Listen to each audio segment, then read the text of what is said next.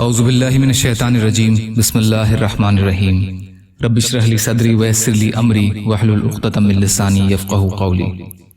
اللہ تعالیٰ کے راستے میں نکلنے کے فضائل۔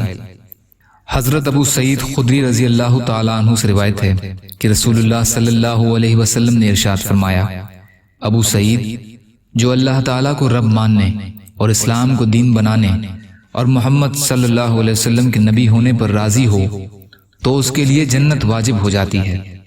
حضرت ابو سعید رضی اللہ عنہ کو یہ بات بہت اچھی لگی۔ انہوں نے عرض کیا، یا رسول اللہ، اس کو دوبارہ ارشاد فرمائیے۔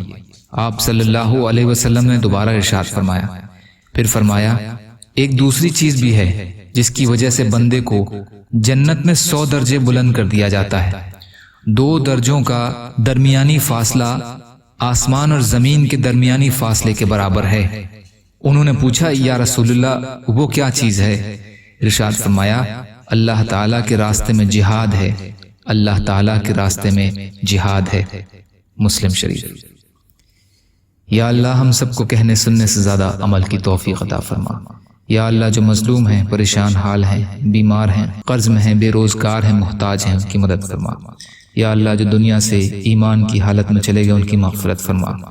یا اللہ، ہم سب کو سچی توبہ کی توفیق عطا فرما۔